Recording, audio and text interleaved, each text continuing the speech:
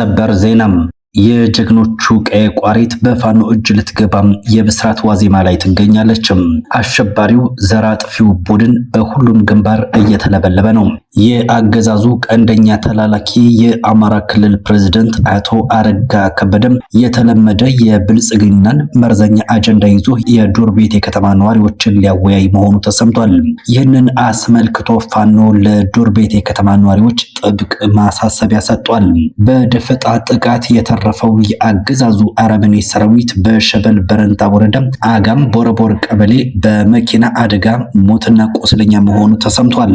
ከምሽግ ምሽግ እየተረማመደ ጃሎ አማራ ብሎ የአማራን የዘመናት ጥያቄ ለማስመለስ በባሩድ ሽታ መሃል እየተፈተነ የሚገኘው የአማራ ፋኖ የአገዛዙን ስልጣን አስጠባቂ ኃይል ድባቅ እየመታው ነው።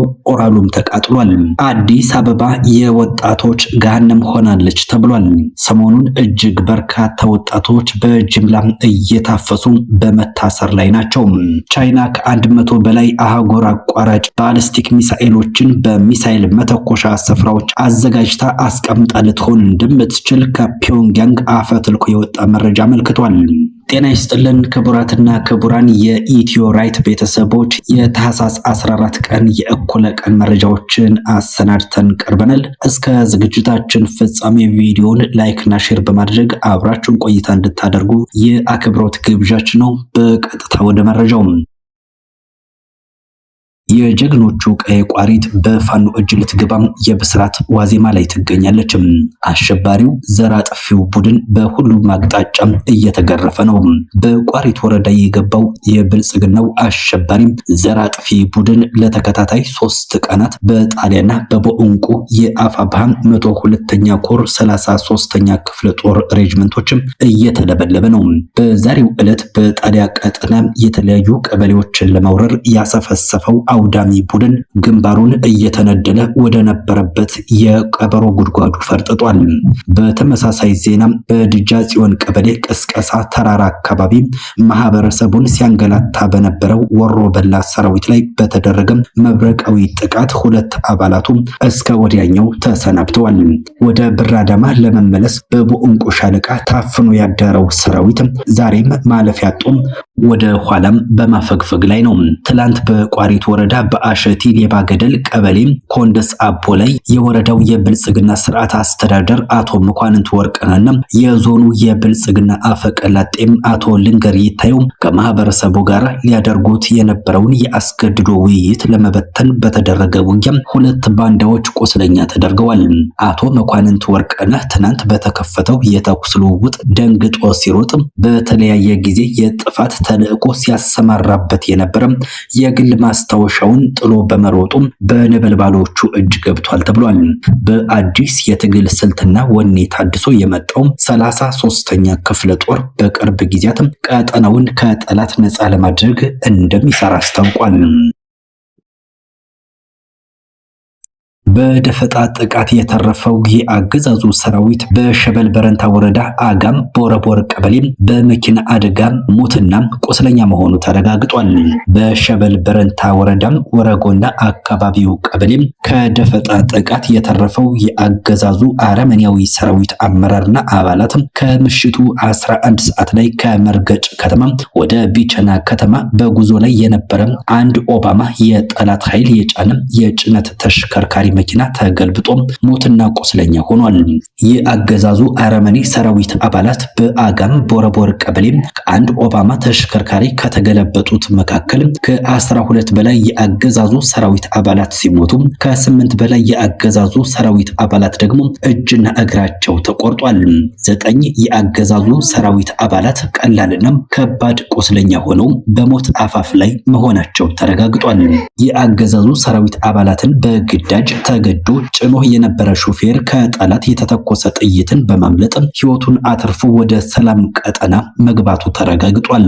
በሌላ የውሎ መረጃ በዛሬው ዕለት በወረጎ ቀበሌ ደረቅ ወንዝ ላይ በደፈጣ ጥቃት ቆስለኛ የነበረ ሚሊሻ ባንዳ ዘለቀ አባቢውና ሌሎች ቆስለኞች በሕክምና ላይ እንዳሉ መሞታቸው ተረጋግጧል። በሌላ መረጃም አዲስ አበባ የወጣት ገሃነም ሆናለች ተብሏል። ሰሞኑን እጅግ በርካታ ወጣቶች በጅምላ እየታፈሱ በመታሰር ላይ ናቸው። ባንኩም ታንኩም የኔ ነው ብሎ በተከበረው የአማራ ሕዝብ ላይ ጦር ያዘመተው ብልጽግና ጦሩ በአልሞ ተኳሽ ጀግኖች እንዳልነበር ሲሆንና ሲበታተን ስልጣኔን ያቆይልኛል ብሎ ረብጣ ብሮችን የሚያፈስበት ጥምር ጦር በየጉድጓዱም እየገባ መና ሆኖበታል። ሰራዊቱ የአሞራ ቀለብ ሆኖ ሲቀር አሁን በአማራ ክልል የጀመረውን ወጣቶችን ማፈን ወደ አዲስ አበባ ይዞት ብቅ ማለቱ ተሰምቷል።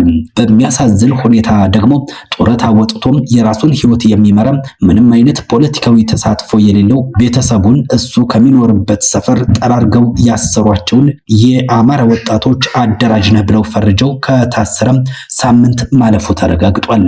ሌላው በየትኛውም አካባቢ ታፍነው ድምጻቸው የጠፉ ሰዎችን መረጃ ያላቸው ወገኖች እየሰማነው ካለው አሳዛኝ እርምጃም መታደግ የምንችልበት ሁኔታ ካለ ቢያንስ ወደ ሚዲያ በማምጣትና መረጃውን በማጋራት እንድትተባበሩ ጥሪ ቀርቧል።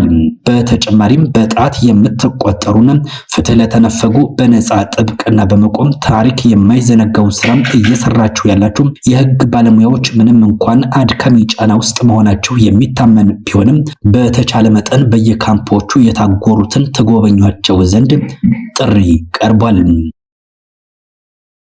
የአገዛዙ ቀንደኛ ተላላኪ የአማራ ክልል ፕሬዝዳንት አቶ አረጋ ከበደ የተለመደ የብልጽግናን መርዘኛ አጀንዳ ይዞ የዶር ቤቴ ከተማ ነዋሪዎችን ሊያወያይ መሆኑ ተሰምቷል።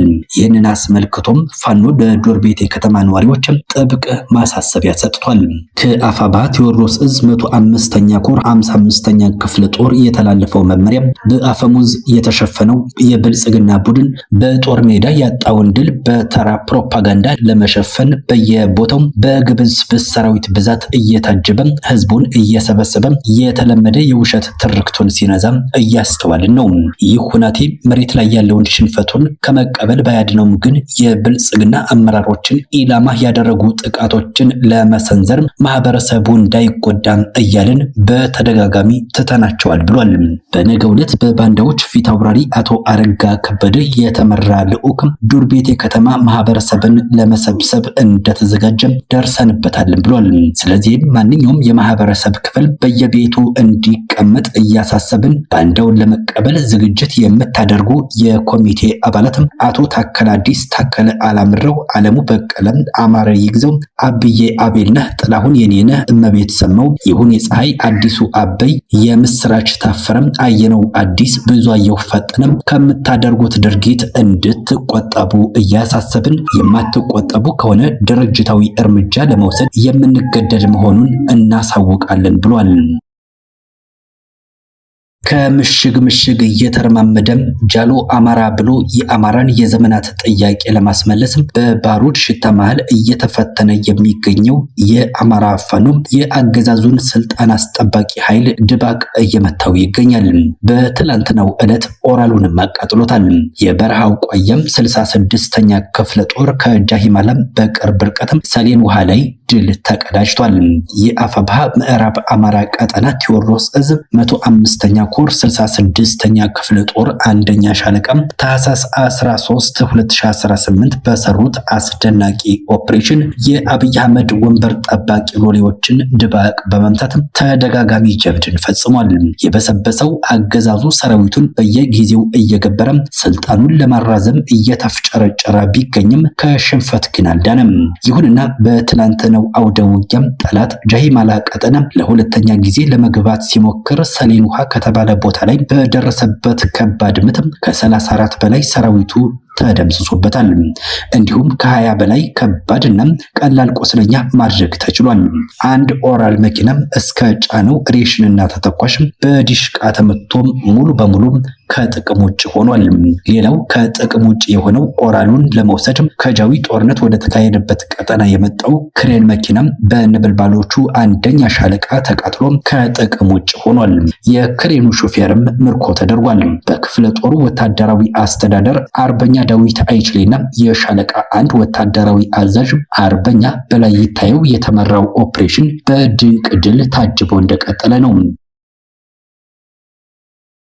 በሌላ መረጃ 64ኛ ክፍለ ጦር በሸበል በረንታ ወረዳ በደፈጣም በርካታ የጠላት ኃይል ላይ እርምጃ ወስዷል። የአፋብሃ ምዕራብ አማራ ቀጠና ቴዎድሮስ እዝ 201ኛ ኮር 64ኛ ክፍለ ጦር በሸበል በረንታ ወረዳ ማህበረሰቡን በመልሶ ማደራጀት የሰለጠነ ጠንካራ ወታደራዊ ኃይል በማደራጀትና በመገንባት በርካታ ስራዎችን እየሰራ ነው። 64ኛ ክፍለ ጦር በሸበል በረንታ ወረዳ እያደራጀ ባለው ግዙፍ ኃይል ስጋት ውስጥ የገባው የአገዛዙ ተቅበዝባዥ ኃይል በቀጠናው የሚገኘው የፋኖ አባላትን ለማጥቃት በየእዱሃ ከተማ መሽጎ የሚገኘውን የአገዛዙን ሰራዊት ጨለማን ተገን በማድረግ በቁጥቋጥ ቀበሌ የፋኖን አባላት ለማጥቃት ሞክሮም ሳይሳካለት ቀርቷል የተባለው።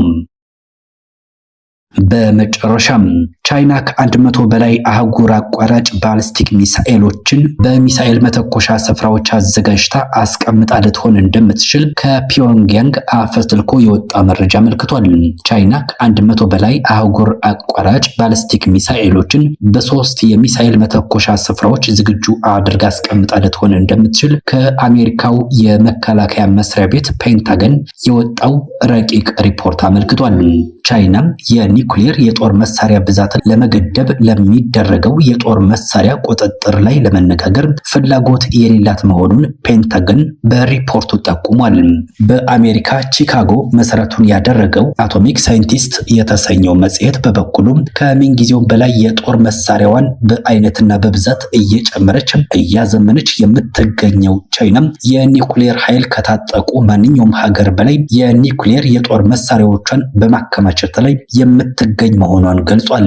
ቤጂንግ በበኩሉም ሪፖርቱ ሆነ ተብሎም የቻይናን ስም የማጥፋትና ዓለም አቀፉን ማህበረሰብ ለማሳሳት ያለመ ነው ስትል ውድቅ አድርገዋለች።